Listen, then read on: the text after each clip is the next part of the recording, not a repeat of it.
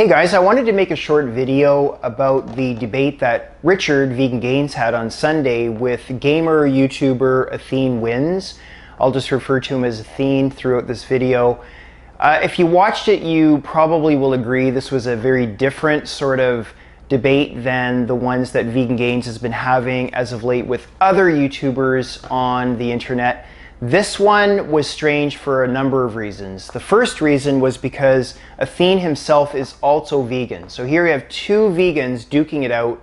Athene took on the role of being the meat eater, and Vegan Gains took on the role, obviously, of the vegan. And the second reason why it was so strange is because the two guys were clearly there for two very different reasons.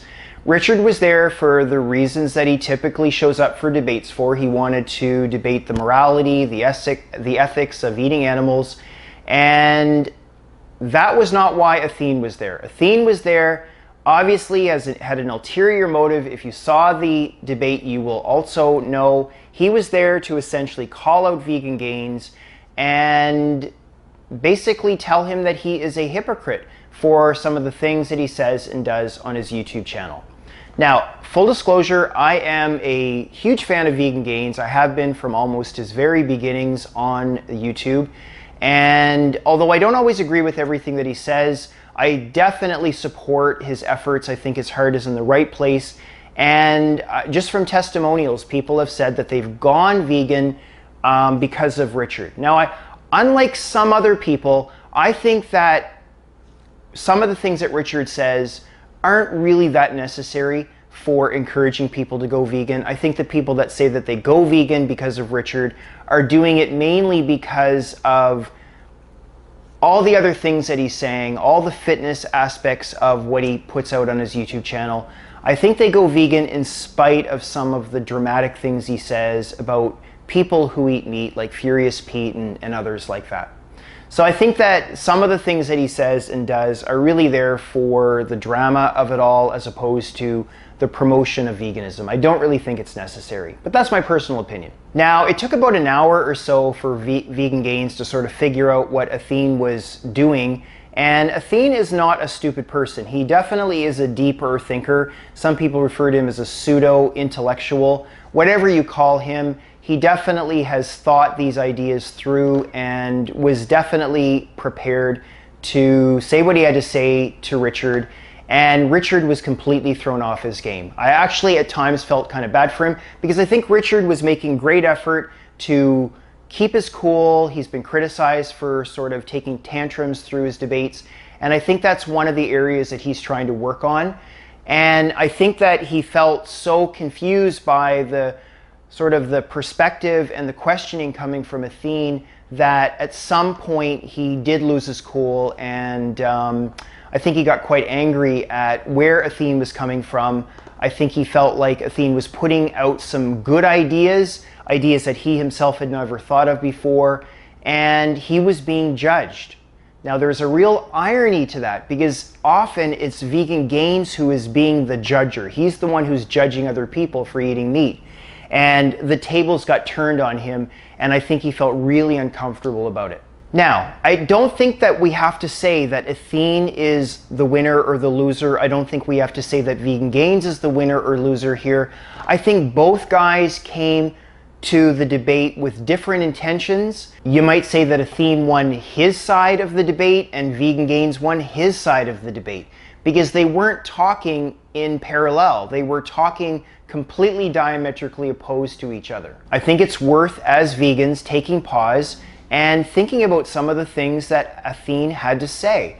I think that we all live very good lives. We live very comfortable lives. These are some points that he was making in the video, and that we are willing to give up to help animals, to help the environment, whatever our causes are, but we all have sort of our threshold at which we feel like our comforts are more important than other things. And there's nothing wrong with that. You know, we are selfish creatures. I think we need to admit that. None of us have halos over our heads.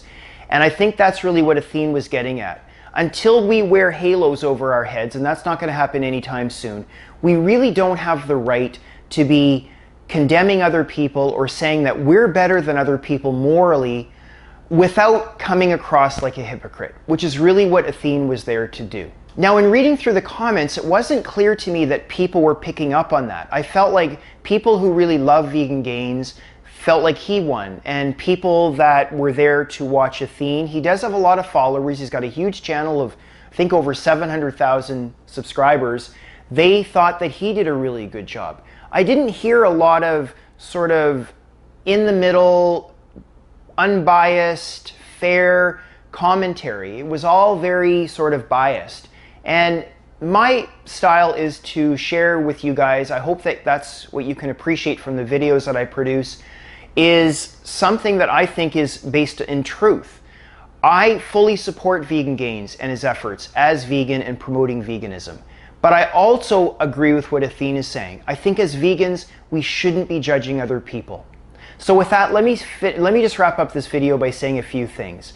Number one, I don't think it's important as vegans to think that people who eat meat are killers. I don't think you have to be seeing your family and your friends as murderers. Meat is not necessarily murder.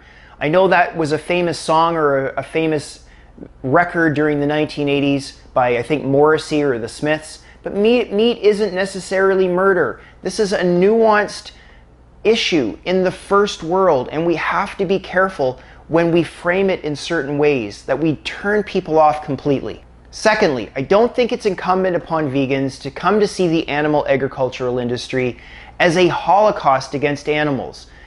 Many people like to compare it to the Holocaust during the Second World War. Again, those are very dramatic ways to see it.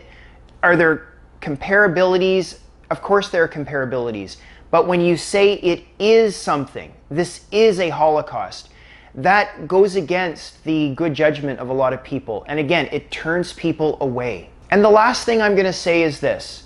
If you're vegan, I think one of the most effective ways to promote veganism is to say less and do more. Live by the principles of your life. Live by your moral values. And what you may find is that people will at some point come around and ask you questions about your life. They'll be curious.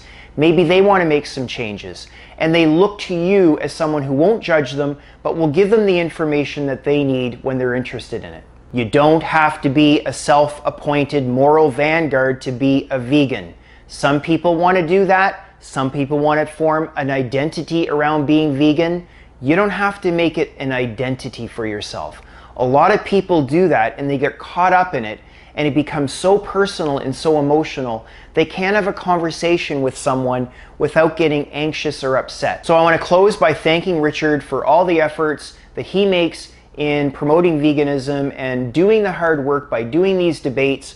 I know he has personal gain off of this, obviously makes money off of it, but he could be arguing something else as well. So I give him credit for the hard work that he's doing in these debates. That's not easy. Not very many people could do that. So guys, with that, I will close and say, if you haven't already, start following me today on Instagram and Twitter. The links are down below. If you've liked this video, please consider giving it a like. I do appreciate that. Let me know what you guys think as well. Do you think that there was a middle ground on this particular debate? Do you think that both parties had something to contribute to the conversation of veganism?